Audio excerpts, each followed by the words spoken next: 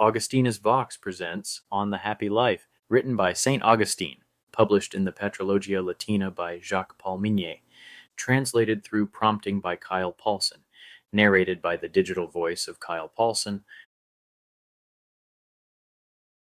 If, to reach the harbor of philosophy, from which we then set foot into the land and region of the happy life, our course, guided by reason and our own will, were enough to bring us there, my very kind and noble friend Theodorus, I don't know if I would rashly say that far fewer people would have arrived there than actually do now, even though as it is, only a very rare and tiny number reach it, as we can see.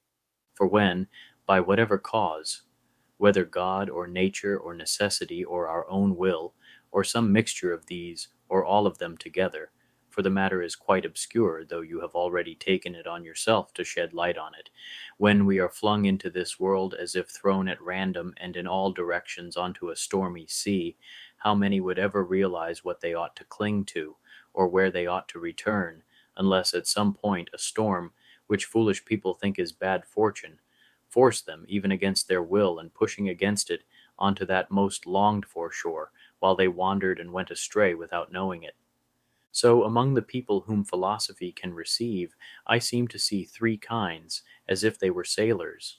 One kind is made up of those who, as soon as they are old enough to use their reason, slip away from the shore with a small push of the oars, flee the open sea, and hide themselves in that calm water. From there they raise, for the rest of the citizens, as best they can, a bright signal in some work of theirs, to invite anyone who has been warned to try to make their way toward them. The second kind is the opposite of the first. These are the ones who, deceived by the very misleading smooth face of the sea, chose to go forward into the deep, dared to travel far from their homeland, and often forgot it entirely. If, by some hidden and almost unnoticed way, a wind blows on them from behind, which they think is favorable, it carries them, proud and rejoicing, into the deepest regions of misery, because a most deceitful calm of pleasures and honors flatters them from every side. For such people, nothing better can be wished than that some misfortunes should arise out of the very things they rely on, and, if that is not enough, that a raging storm and a contrary wind should blow them, even in tears and groaning, to sure and solid joys. Yet, among this group many are brought back home before they have wandered very far, by troubles that are not even very heavy. These are the people who, when the tear-provoking tragedies of their fortunes, or the anxious difficulties of empty business drive them, as if they had nothing else to do, into the books of learned and very wise men, wake up, as it were, right in the harbor itself. From there none of the promises of that laughing, lying sea can lure them out again. There is a third group between these two, those who either at the very threshold of youth, or after being tossed about for a long time, still look back at certain signs, and remember their sweetest homeland even in the very waves. Either they go back to it straight and without being deceived, not delaying at all, or more often they wander longer, sometimes going off course in the clouds, sometimes staring at sinking stars, sometimes caught by various attractions and putting off the time of good sailing, and often they are even in great danger. Yet quite often some disaster in their shifting fortunes, a storm that seems to oppose their efforts, actually drives them to that longed-for and peaceful homeland. Now, for all of these, however they are carried toward the land of the happy life, there stands one huge and terrifying mountain right before the harbor, which even causes great difficulty for those already entering. It must be greatly feared and very carefully avoided, for it shines so brightly and is clothed with such lying light that it does not only offer itself to those who have just reached the harbor and not yet entered, as if it should be their place to live, and promises their wills that it will satisfy them in place of the very land of happiness, but it often even calls people away from the harbor itself, up to itself, and sometimes keeps them, delighted with their height, from which they enjoy looking down on the others. And yet those who live there often warn the newcomers not to be deceived by the hidden rocks underneath, nor to think it is easy to climb up to them, and they very kindly show how they may safely set foot in that area because of its nearness to the true land. So, while they envy others that empty glory, they point out the place of safety.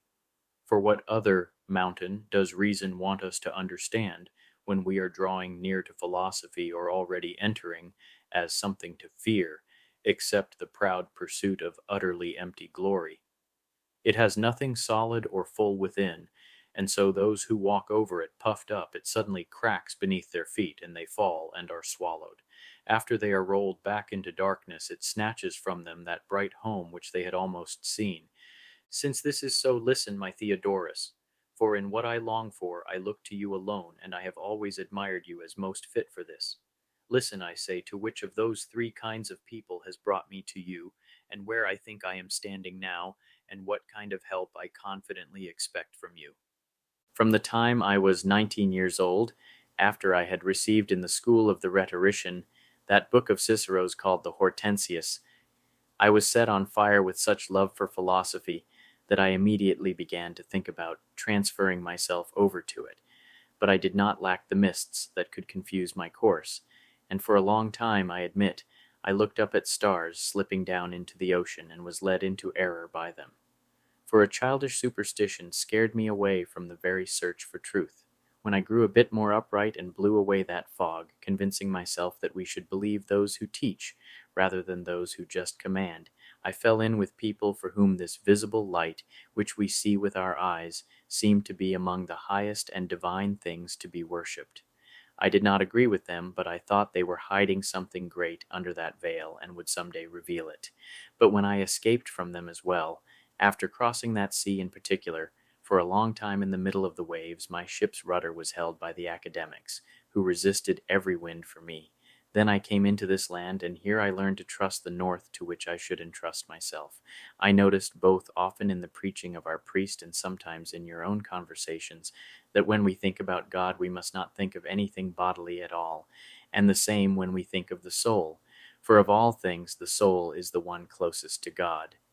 Yet so that I would not quickly fly into the lap of philosophy, I admit I was held back by the attractions of marriage and public office. I told myself that when I had obtained these, then at last, as only a very few lucky people are allowed, I would with full sails and every oar rush into that bay, and there rest.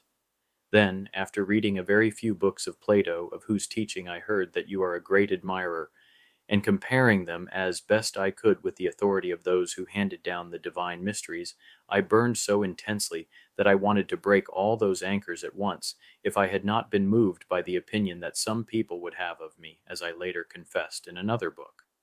What was left then, except that, since I delayed among things unnecessary, a storm, which was thought to be against me, should come to my rescue? A pain seized my chest, so severe that I could not carry the load of that profession by which I was perhaps sailing toward the sirens. I threw everything aside and brought my battered and cracked ship into the longed-for calm. So you see in what kind of philosophy I am sailing, as if in the harbor, but even the harbor is wide, and its great size, though less dangerous now, still does not completely exclude error, for which part of the land that alone is truly blessed, should I approach and touch, I truly do not know. What firm thing have I grasped, when the very question of the soul still totters and wavers for me? So I beg you, by your virtue, by your kindness, by the bond and fellowship between souls, to stretch out your hand to me. This means, love me, and believe in turn that you are loved and held dear by me. If I can gain this, I will, with very little effort, easily draw near to the happy life itself, to which I already assume you are clinging, so that you may know what I am doing and how I am trying to gather my friends and relatives into that harbor, and through that so you may understand my mind more fully, for I can find no other signs by which to show it, I decided to write out for you the beginning of my own discussions, what I think has turned out the most reverent and most worthy to bear your name, and to dedicate it to you. That really is fitting, for we discussed among ourselves the question of the happy life, and I see nothing else that more deserves the name of God's gift. Your eloquence does not frighten me, for I cannot be afraid of what I love, even if I cannot attain it. I am much less afraid of your high position and worldly fortune, for with you, while it is great, it is truly second. For those whom fortune rules, she makes second too, and that is not the highest place.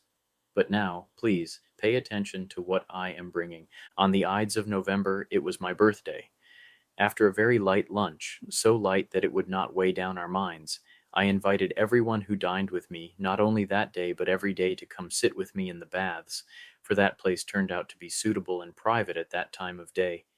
Present there, and I am not afraid to mention their names to your unique kindness, were, first of all, my mother, to whose merit I think I owe the fact that I am alive at all, my brother Navigius, my fellow citizens and students Trigetius and Licentius, and I did not want to leave out Lastidianus and Rusticus, my cousins, even though they had never studied even grammar. I thought their common sense judgment necessary for what I had in mind. With us, too, was the youngest of all in age, but whose talent, if love does not mislead me, promises something great, my son Adeodatus. When they were all giving me their full attention, I began like this. Does it seem clear to you that we are made up of soul and body? When they all agreed, Navigius answered that he did not know. Do you know nothing at all then? I said, or is this just one of the things you don't know among others? I don't think I know nothing, he said. Can you tell us something that you do know? I asked. I can, he said. If it's not a bother, tell us something, I said. When he hesitated, I asked, At least do you know that you are alive? I know that, he said. So you know you have life, since no one can live except by having life. Yes, I know that too, he said. Do you also know that you have a body? He agreed. So now you know that you consist of body and life. I know that for now, he said, but I'm not sure whether these two are the only parts. So you don't doubt, I said, that there are these two, body and soul, but you're unsure whether there is something else that completes and perfects a human being. Exactly, he said. We'll look into what that is another time if we can, I said. Now let me ask all of you this. Since we all admit that a human being cannot exist without body or without soul, when we seek food, is it for the sake of which of these? For the body, said Licentius, but the others hesitated and talked in various ways among themselves, wondering how food could seem to be needed for the body when it is sought for the sake of life, and life belongs only to the soul. Then I said, Does it seem to you that food belongs to that part which we see growing and becoming stronger by food? They all agreed, except Trigetius. He said, Then why have I not grown according to my appetite for food? Every body, I said, has a limit set by nature, beyond which it cannot go. Still, that limit would have been smaller if it had lacked nourishment, something we see more easily in animals, and no one doubts that if all food is taken away, the bodies of all living things grow thin. They grow thin, said Licentius, but they do not shrink shorter. That's enough for what I want, I said. Our question is whether food belongs to the body. It clearly does, since when it is taken away, the body is reduced to thinness. They all agreed it was so. What about the soul, then? I said. Does it have no proper food, or does knowledge seem to you to be its food? Absolutely, said my mother. I don't believe the soul is nourished by anything but understanding and knowledge of things. Trigetius, however, showed some doubt about this opinion. But today, she said, Didn't you yourself teach where and on what the soul feeds? After you had eaten a good portion of lunch, you said you hadn't even noticed which bowl we were using because you were thinking about something else, yet you hadn't held back your hands and teeth from that portion of food. Where then was your mind at the very time when, while you were eating, it wasn't paying attention to the vessel? Believe me, it's from there, and from such dishes, that the mind is fed. That is, by its own acts of looking and thinking, if through them it can grasp something. When they murmured in doubtful agreement, I said, Don't you admit that the minds of very learned people are much fuller and greater in their own kind than the minds of the unlearned? They said that was obvious. So we rightly say that the minds of those who have never been trained in any discipline and have taken in nothing of the good arts are empty and starving. I think their minds are full too, said Trigetius, but full of vices and wickedness. That, I said, really is a kind of barrenness and hunger of the soul, for just as a body, when food is taken away, often becomes filled with illnesses and scabs, which are signs that it is starving, so their souls are full of diseases which show off their emptiness. In fact, the very word nikitia, worthlessness, the mother of all vices, was said by the ancients to come from ni quidquam, being nothing, because it is, in a sense, nothing at all. The virtue that is opposed to this vice is called frugalitas, frugality, just as this name comes from fruc, fruit, and points to a certain fruitfulness of the soul, so that other word, nequitia, is taken from barrenness, that is, from nothing. For everything that constantly flows away, dissolves, melts, and is always perishing, is in a sense nothing at all, and that's why we call such people lost. But something truly is when it remains, when it is stable, when it is always what it is, like virtue, whose great and beautiful part is what we call moderation and frugality. If that is a little too obscure for you right now, I went on, you at least grant this, even if the minds of the unlearned are full in a way, then just as with bodies, there must be two kinds of food for souls as well, one healthy and useful, the other diseased and destructive. Since that's the case, I continued, I think that on my birthday, since we agreed that there are two parts in a human being, body and soul, I should not lay out a somewhat richer meal only for our bodies, but also for our souls. What will this meal be? I'll serve it if you're hungry. For if I try to feed you against your will and with dislike, I'll waste my effort, and we really ought to pray instead that you'll desire this kind of banquet more than that of the body. That will happen if your souls are healthy, for as we see in bodily sicknesses, the sick often refuse and reject their proper food. A healthy soul will desire this food.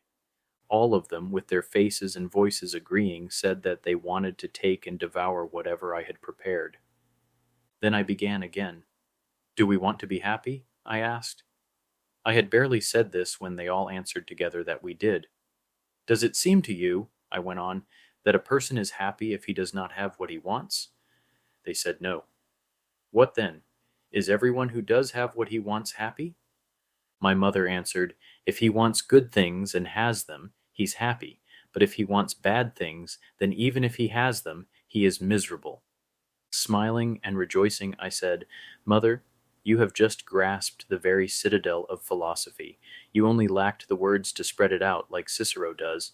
He expresses this opinion in his Hortensius, his book praising and defending philosophy.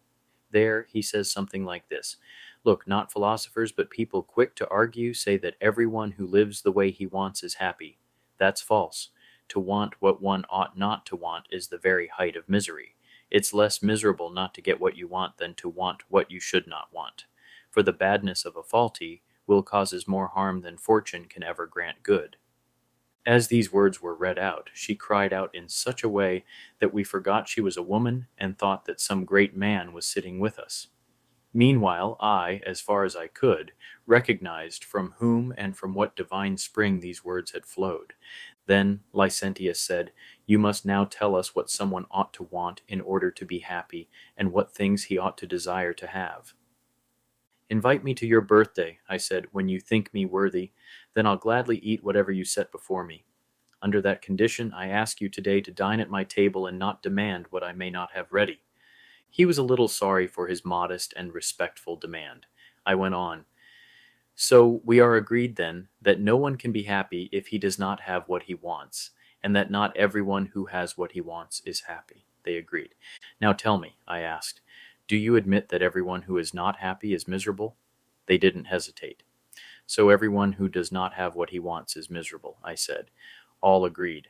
What then must a human being get for himself so that he may be happy? I asked. Maybe we'll find that this too can be served at our banquet, so Licentius's hunger will not be neglected. It must be something that, whenever he wants it, he has it. They said this was clear. It must be something that always remains, I said, does not depend on fortune, and is not subject to any changes. For anything mortal and perishable cannot be in our power to have whenever we wish, and for as long as we wish. Everyone agreed.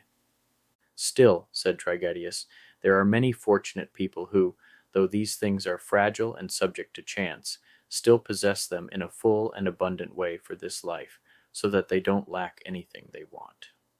Tell me, I replied, does someone who is afraid seem happy to you? No, he doesn't, he said. So if someone loves something he can lose, can he help being afraid? He cannot, he said, but things that depend on fortune can be lost. Therefore, someone who loves and possesses such things cannot possibly be happy. He did not resist this. At this point my mother added, even if he is sure he won't lose those things, he can't be satisfied with them, and in that way he is still miserable, because he is always in need. What if, I said, while overflowing with such things and surrounded by them on every side, he sets a limit to his desires, is content with what he has, and enjoys them decently and pleasantly? Wouldn't he be happy? In that case, she replied, he is not happy because of those things, but because of the moderation of his mind. Excellent, I said. You could not have answered otherwise, and I wouldn't have wanted you to answer anything else, so we have no doubt that if anyone sets his heart on being happy, he must get for himself something that always remains, and cannot be taken away by any raging fortune. We agreed on that some time ago, said Trigetius. Now tell me, I said, do you all think that God is eternal and always the same? This is so certain, said Licentius, that it doesn't even need to be asked. Everyone else devoutly agreed in the same way. So whoever has God, I said, is happy. When they joyfully accepted this, I went on, so now I think we have nothing more to ask, except who among humans has God, for that person is certainly happy. That is now the question. What do you think? Licentius said, the one who lives well has God. Trigetius said, the one who does what God wants done has God. Lastidianus agreed with him. But the youngest boy said, the one who does not have an unclean spirit has God. My mother approved all the answers, but especially this last one. Navigius was silent. When I asked him what he thought, he said that last opinion pleased him. I did not want to neglect Rusticus either, thinking that he was silent more from shyness than from lack of thought. He agreed with Trigetius. Then I said, I have your opinions in a matter truly great, about which nothing greater can be asked or found, if only we investigate it as calmly and purely as we began. We cannot finish this today, because it is long, and even souls have a kind of overeating with such banquets. If they rush at them beyond measure and too greedily, they digest them badly, and that is no less dangerous to the health of the mind than bodily overeating is to the body. So it will be better if we come to this question tomorrow hungry, if you wish. For now I want you to lick up something that has just come into my mind to serve you. It is, if I am not mistaken, like those sweets usually brought at the very end, something like schoolboy honey. When they heard this, they all stretched out, as people do toward a dish that's being brought in, and urged me to hurry up and say what it was. What do you think, I said, except that, with the help of the academic philosophers, the whole business we had taken up has been wrapped up? At the mention of the academics, 3 of them, who knew about that school, sat up more eagerly, and as if stretching out their hands to the servant, did their best with their words to show that nothing could be more delightful to hear. Then I laid the argument out like this. If it is clear that someone is not happy who does not have what he wants, as our reasoning showed earlier, and if no one seeks what he does not want to find, and the academics are always seeking truth, then they want to find it. So they want to have the discovery of truth, but they do not find it. Therefore they do not have what they want, and from this it follows that they are not happy. But no one can be wise who is not happy. Therefore the academic philosopher is not wise. At this they suddenly shouted as if they were snatching the whole thing for themselves, but Licentius, paying closer attention, was afraid to give his assent and said, I grabbed it along with the rest. I shouted out, shaken by your conclusion, but I won't swallow this right away. I'll keep my share for Alypius. Either he will lick it with me, or he will warn me why it should not be touched. It is sweets, I said, that Navigius should fear more because of his weak spleen. He smiled and answered, No, this will heal me. Somehow this twisted sharp thing that you've set before us is sharply sweet, like that honey from Mount Hymettus. It doesn't bloat the belly at all. I suck it down into my very marrow as best I can, even if it stings my palate a little. I really cannot see how that conclusion can be refuted. It absolutely cannot, said Trigetius. That's why I'm glad I've been at odds with them for quite a while. By some instinct, or rather, to speak more truly, by God, I was strongly against them, even when I did not yet know how they could be refuted. Then Licentius said, I still won't abandon them. So you disagree with us? Asked Trigetius. Do you disagree with Alypius as well? I have no doubt, I said, that if Alypius were here he would yield to this little argument. He could not think in such a crazy way as to imagine that someone is happy who lacks that great good of the soul that he most passionately wants to have, or that they do not want to find the truth which they so eagerly seek, or that someone can be wise without being happy. These three ingredients, like honey, flour, and nuts, make up the confection that you're afraid to taste. Would he really give in to such a little treat fit for children, Licentius replied, and desert the huge abundance of the academics? That torrent would either drown this little morsel or drag it away with it. As if we wanted something long, I said, especially against Alypius. He would quickly see how strong and useful these little things are by looking at his own body. But since you've chosen to hang everything on the authority of someone who isn't even here, tell me, which of these 3 points do you not accept? That someone is happy who doesn't have what he wants, that the academics don't want to have the discovery of truth which they passionately seek, or that someone can be wise without being happy? I say, he replied, half joking, that someone can be happy even if he does not have what he wants. When I ordered this to be written down, he cried out, I didn't say that. When I nodded to have that written down as well, he said, well, then I did say it. I had already told someone once to write down every word without exception.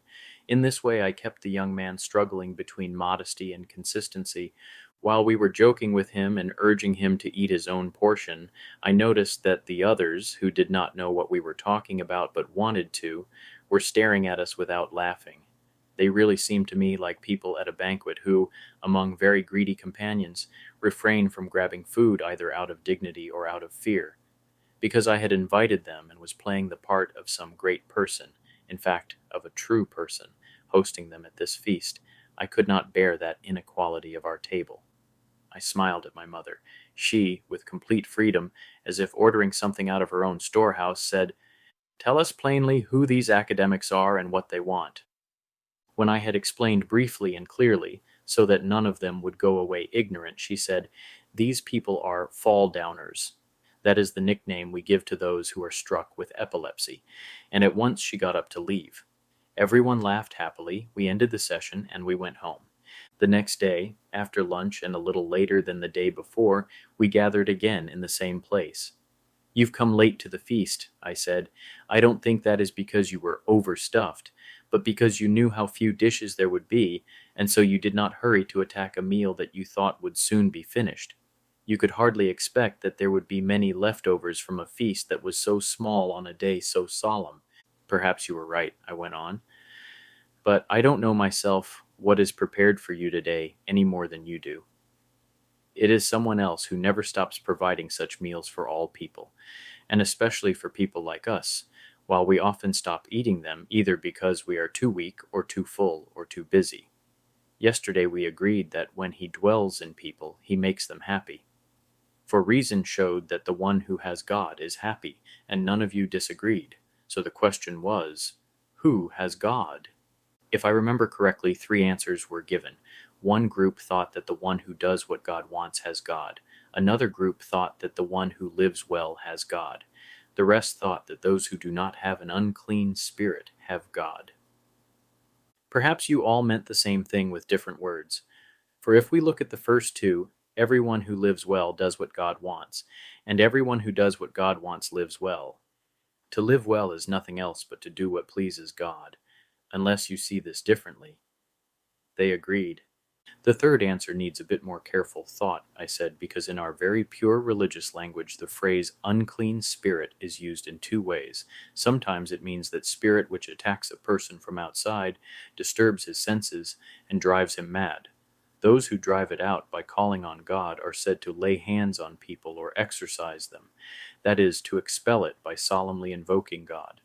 But another way the phrase is used is for any soul that is unclean, that is, stained with vices and errors. So let me ask you, boy, you may have said this with a clearer and purer spirit. Which do you mean by unclean spirit? The demon that possesses people and makes them insane, or the soul that has cleansed itself from all vices and every sin? I think, he said, the one who lives purely is the one who does not have an unclean spirit. Whom do you call pure? I asked. The one who never sins? Or the one who only avoids unlawful sexual relations? How can someone be pure, he said, if he only keeps himself from wrong sex, but keeps staining himself with other sins? The truly pure person is the one who pays attention to God and attaches himself to God alone. And I liked the boy's words so much that I wanted them written down exactly. Such a person, I said, must certainly live well, and the one who lives well must be such a person, unless you see it differently. He agreed with the rest. So really, I concluded, only one opinion has been given here. But now let me ask you something else. Does God want a person to seek God? They agreed. Now, can we say that someone who seeks God is living badly? No way, they said. Now answer a third thing. Can an unclean spirit seek God? They all said no, though Navigius hesitated a little, but he gave in to their voices. So, I said, if someone who seeks God is doing what God wants and lives well and does not have an unclean spirit, and yet one who seeks God does not yet have God, then not everyone who lives well, or does what God wants, or does not have an unclean spirit, can simply be said to have God. And they laughed at themselves for having been caught by their own concessions. My mother, who had been stunned for a while, asked me to unwrap and loosen that conclusion a bit, which I had drawn tight by logical necessity. When I had done that in simpler words, she said, "But no one can come to God if he has not sought God." Very good, I said. Still, someone who is still seeking has not yet come to God, even if he lives well. So not everyone who lives well has God. To me, she said, it seems that nobody is without God, but the one who lives well has God as friendly. The one who lives badly has God as an enemy. Then we were wrong yesterday, I said, to say that the one who has God is happy. For if every human being has God, and yet not every human being is happy, we should have added as a friend. At least, I went on, this much is clear among us. The one is happy who has God as a friend. I would like to agree, said Navigius, but I am afraid for the one who is still seeking God, especially in case you will conclude that the academic philosopher is happy, the one who was yesterday called caducarius in common but very fitting language. I cannot say that God is hostile to someone who is seeking God. If it is wrong to say that, then God is favorable to him, and whoever has God as a friend is happy. So the one who seeks God will be happy, but anyone who seeks something does not yet have what he wants. Then we'll have a happy person who does not have what he wants, something we all thought absurd yesterday, and from which we believed the darkness of the academics had been scattered. Now Licentius will triumph over us, and those sweet things I took against my health will punish me, as a wise doctor would warn me. My mother smiled too. I don't grant, said Trigetius, that as soon as God is not friendly, he is therefore hostile. I think there is something in between. Do you at least admit, I asked, that this middle person, for whom God is neither friendly nor hostile, in some sense has God? He hesitated. My mother said, It's one thing to have God, another to not be without God. Which is better, I asked, to have God, or to simply not be without God? As far as I can see, she said, this is my view. The one who lives well has God, but as a friend. The one who lives badly has God, but as an opponent. The one who is still seeking and has not found God neither has him as friend nor as enemy, but is not without God. Is that your view too? I asked the others. They said it was. Tell me this then, I said. Don't you think God is friendly to the one he favors? They agreed. So does God favor the one who seeks him? They answered yes. So whoever seeks God has God as a friend, I said, and whoever has God as a friend is happy. Therefore the one who seeks God is happy. But whoever seeks something does not yet have what he wants. So there will be a happy man who does not have what he wants. My mind absolutely refuses, said my mother, to call someone happy who does not have what he wants. So, I replied, not everyone who has God as a friend is happy. If reason forces this, she said, I cannot deny it. So we must divide things like this, I said. Everyone who has already found God both has God as a friend and is happy. But everyone who is seeking God has God as a friend, yet is not happy, not yet. And anyone who alienates himself from God through vices and sins not only is not happy, but does not even have God as a friend. All agreed. That's good, I said, but I am still afraid that you may be troubled by something we granted earlier, that everyone who is not happy is miserable. From that, it will follow that the one who has God as a friend, but is still seeking him and is not yet happy, will be miserable. Or will we say what Cicero says about wealth? We call those people wealthy who own many estates, but will we call poor those who possess all the virtues? Think about whether, just as it is true that everyone in need is miserable, it is also true that everyone miserable is in need. Then any misery would be nothing but need. That's what I praised earlier while I was speaking, and you noticed it. To examine this fully would take us too long today. So I ask, don't let it bore you if we come to this table again tomorrow. Everyone said they would gladly do so, and we got up. On the third day, the morning clouds that drove us into the baths blew away, and the afternoon became beautifully bright. So we decided to go down to a little meadow nearby. When each of us had sat down where it was comfortable, the rest of our conversation went like this. Almost everything I wanted you to grant me has been granted, I said. So today, when we can then break off this feast for a while, I don't think I will have much more to ask you. Yesterday your mother said that misery is nothing but need, and we agreed that all who are in need are miserable. But whether all who are miserable are also in need was still a question we could not resolve. If reasoning can show that this is true, then we will have perfectly discovered who the happy person is, the one who is not in need. For anyone who is not miserable is happy. Therefore the one who lacks nothing is happy, if it is established that this lack we are talking about is the same thing as misery. What? Said Trigetius. Can we not already deduce that everyone who is not in need is happy, if it is clear that everyone in need is miserable? For I remember that we agreed there is nothing between miserable and happy. Do you think, I asked, that there is something between dead and alive? Is there any middle state? Isn't every person either living or dead? Yes, he answered, there is nothing between them. But why do you ask? Because, I said, I think you'll also admit that everyone who was buried a year ago is dead. He agreed. What about this? Is everyone who was not buried a year ago alive? No, he said, that doesn't follow. So, I said, it doesn't follow that if everyone in need is miserable, therefore everyone not in need is happy, even though there is no middle state between happy and miserable, just as there is none between alive and dead. Some of them understood this a bit slowly, so I explained it in simpler words, tailoring it to their understanding. Then I went on. So no one doubts that everyone in need is miserable, nor do the bodily needs of even wise people frighten us. The wise person's soul itself is not in need of these things. The happy life is in the soul. The soul itself is perfect, and whatever is perfect lacks nothing. If food and other bodily things are present, the wise person will use them. If they are not, the lack of them will not break him. Every wise person is brave, and no brave person fears anything. So the wise person does not fear bodily death or physical pains, for avoiding or postponing which those necessary things might sometimes fail us. He will avoid death and pain as much as he can, and as much as is fitting. For if he refused to avoid them when he could, his misery would not come from the things he endured, but from the foolishness of not avoiding them. That would clearly show he was foolish. So if he does not avoid them, he is miserable not because he suffers these things, but because he did not want to avoid them when he could. If he cannot avoid them, though he has tried seriously and rightly, then these things when they come will not make him miserable. Terence said something very true.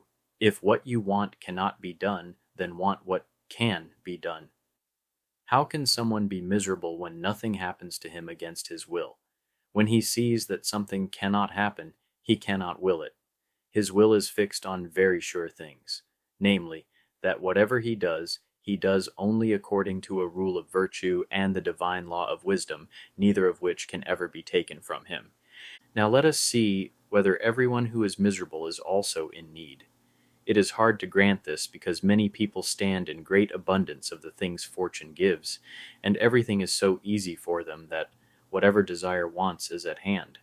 It is a difficult life, to be sure, but let us imagine such a person as Cicero describes Orada to have been. Who could easily say that Orada was suffering from need? He was enormously rich, lived in delightful surroundings, and was very indulgent. He lacked nothing for pleasure, for influence, or for good health. He had very profitable estates and the most pleasant friends, and used all of them as well as possible for the health of his body. To sum it up, every plan and wish he had was followed by good fortune. Perhaps one of you will object that he still wanted more than he already had. We don't know that. But to make our question simpler, let us suppose he did not want any more than he had. Did he seem to be in need? Even if I grant, said Licentius, that he wanted nothing more, though I don't know how to understand that in a man who was not wise, still he feared losing what he had. He was, as they say, a reasonably sharp fellow, and it did not take much intelligence to see that all these things he called goods were placed under the power of chance. Smiling, I said, "You see then, Licentius, that this very fortunate man was held back from the happy life by the sharpness of his mind. The sharper he was, the more he saw that he could lose all these things. This fear crushed him. He might say something like the proverb, 'A clever man to his own harm.'" They all laughed at this. "Still," I continued, "let us look more carefully. Even if he was afraid, was he in need? For need is in not having, not in fearing to lose what you have. Orada was miserable because he feared, even though he lacked nothing. So not every miserable person is in need." They all agreed, though my mother, whose opinion I was defending, still hesitated a little. "I don't know," she said.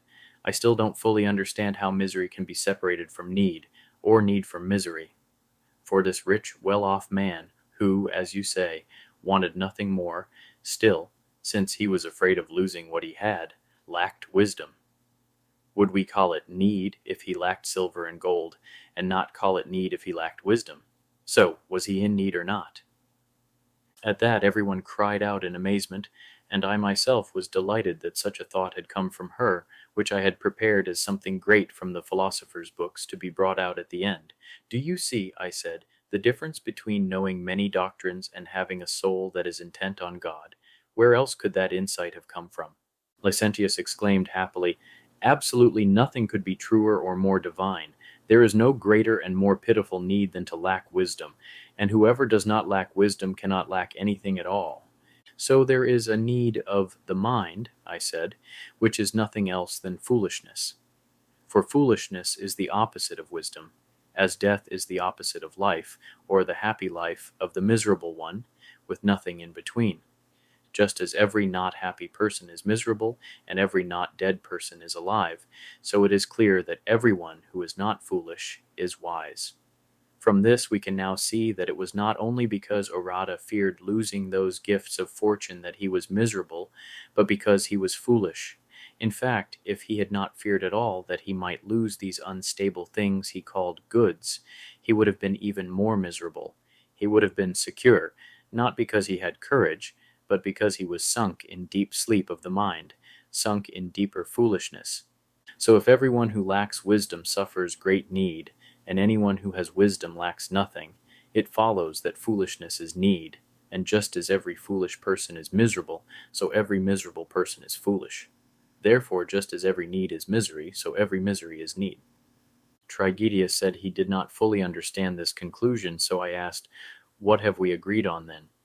"We agreed," he said, "that the one who does not have wisdom is in need." "What then is to be in need?" I said.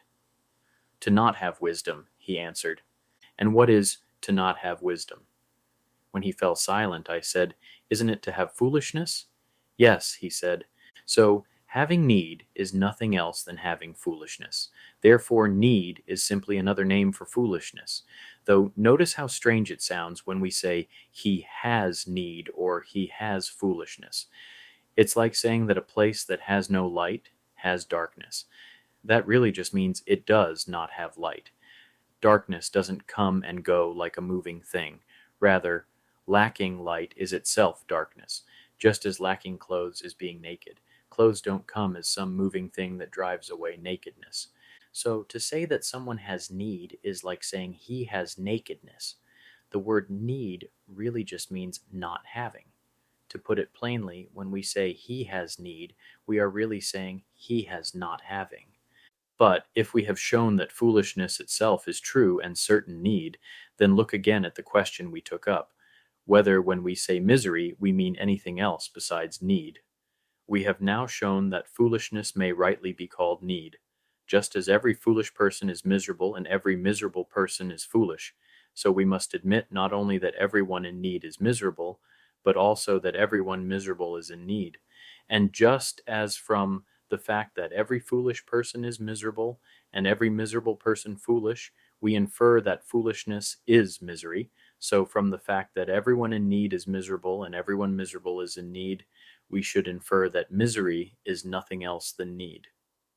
When everyone agreed this was so, I said, "Now we must see who it is that is not in need. He will be wise and happy.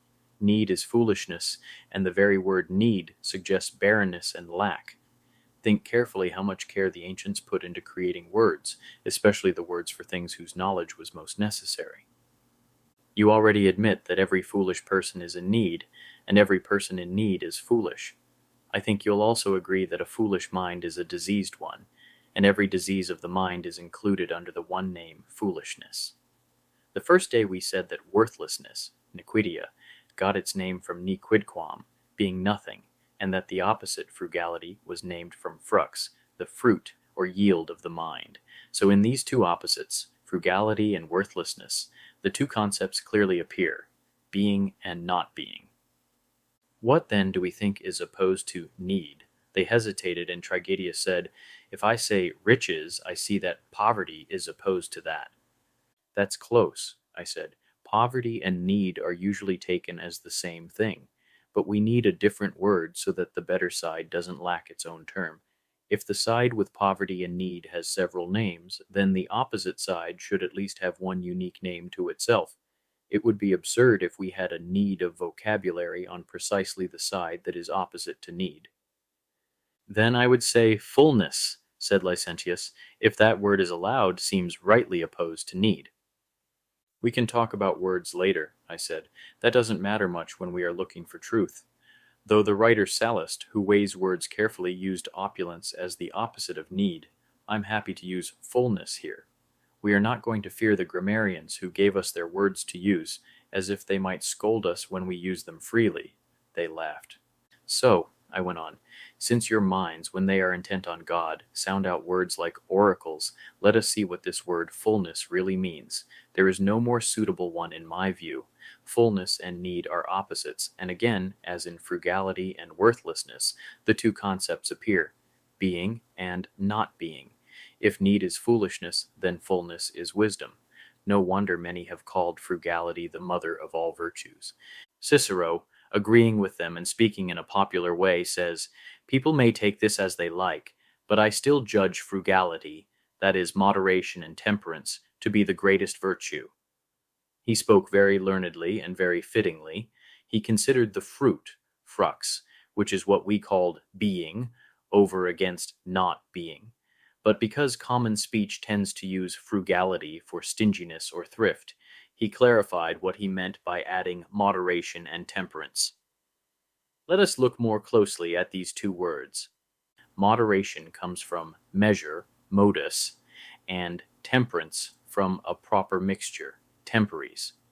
Where there is measure and proper mixture, there is neither too much nor too little. That is exactly fullness, the thing we set as the opposite of need.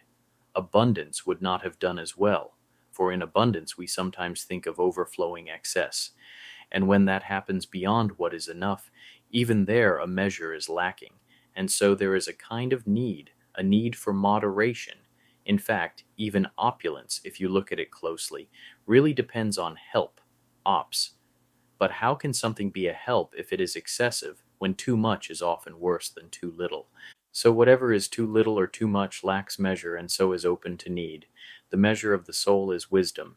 Wisdom is the recognized opposite of foolishness, and foolishness is need, while fullness is the opposite of need. Wisdom is therefore fullness. In fullness there is measure, so the measure of the soul lies in wisdom. That's why the wise saying is so famous and right, nothing in excess. At the start today, we said that if we found out that misery is nothing else than need, we would admit that the happy person is the one who is not in need. We have found that. So to be happy is nothing else than to lack nothing, that is, to be wise. If you now ask what wisdom is, something that our reasoning has already been exploring as far as we can, it is nothing else than the right measure of the soul, the balance by which the soul keeps itself from running out into excess or shrinking below fullness. It runs out into luxuries, domination, pride, and other such things through which uncontrolled and miserable people think they are gaining joy and power. It shrinks into meanness, fear, sadness, greed, and other such things by which people confess that they are miserable. But when it contemplates found wisdom, and, to use the boy's word, holds on to it, and does not, driven by any empty show, turn toward deceptive appearances whose weight, when they are embraced, cause a person to fall from his God and drown, then it fears no excess, no need, and therefore no misery. Whoever is happy has his own measure, that is, wisdom. What other wisdom can there be than the wisdom of God? By divine authority we have learned that the Son of God is nothing else than the wisdom of God. And the Son of God is, of course, God. So whoever is happy has God, as we already agreed when we began this feast. But what do you think wisdom is except truth? For it has also been said, I am the truth. Truth exists by a supreme measure from which it comes and to which it turns when it is perfect. That supreme measure does not receive its measure from anything else. If it is a supreme measure by the supreme measure, then it is measure by itself. And a supreme measure must also be a true measure. So just as truth comes from measure, so measure is known by truth. Truth has never been without measure, nor measure without truth. Who is the Son of God? We said, the truth. Who is the one who has no Father? Who else but the supreme measure? Whoever then comes to the supreme measure by truth is happy. That is what it is for the soul to have God, that is, to enjoy God.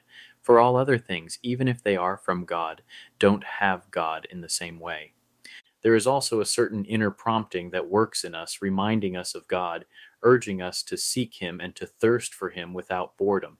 This comes from that very fountain of truth itself. That hidden sun pours its rays into our inner eyes. Whatever we truly say belongs to that sun, even when we, still somewhat sick or newly open to it, are afraid to turn boldly and look straight at it. What appears there is nothing else than God, perfect and untouched by any degeneration. There everything is wholly and perfectly complete, and at the same time it is the Almighty God. Still, as long as we are seeking, we must confess that we have not yet come to our own measure, the fullness that would fill us with that very fountain from which we receive help. That is why, though now aided by God, we are not yet wise and happy. That full satisfaction of our souls, that is the happy life, to know in pious and perfect way by whom you are led into truth, what truth you enjoy, and through whom you are bound to the highest measure. These three, for those who understand that God is one and His substance one, reveal the one God and one substance when we brush aside the empty illusions of many superstitions. At this my mother, remembering the words that had sunk deep into her memory and almost waking up into her own faith, joyfully brought out that verse of our priest's hymn, Cherish those who pray to you, O Trinity. Then she added, This is the happy life, without any doubt, the life that is complete. We must firmly believe, with solid faith, lively hope, and burning love, that we can be brought to it as we hurry along. So then, I said, since that very word measure warns us to break the feast with some space of days, I give as much thanks as I can to the highest and true God, the Father, the Lord, the liberator of souls, and then to you all, who came together in such harmony when invited, and have heaped many gifts on me, for you have contributed so much to our conversation that I cannot deny that although I was the host, I have been filled up by my guests. As everyone rejoiced and praised God, Trigetius said, How I wish you would feed us this way every day. Measure, I said, must be kept everywhere and loved everywhere if you truly care about our return to God. With these words, we brought the discussion to an end and went our separate ways. Thank you for listening to this translation of Augustine's On the Happy Life presented by Augustinus Vox. If you'd like to hear this dialogue reimagined as an 80s inspired rock ballad cycle, exploring joy, desire, and the soul's search for the true good, be sure to check out the corresponding albums by Augustinus Vox and Sapientiae Lux, also titled On the Happy Life. If you notice any errors or oddities in the audiobook, feel free to let me know so I can keep improving these releases. Augustinus Vox is a restless heart project that reimagines Augustine's writings and the voices of antiquity through the power of 1980s rock, bringing ancient wisdom to modern ears through music, translations, and creative exploration. To learn more, please visit augustinusvox.com.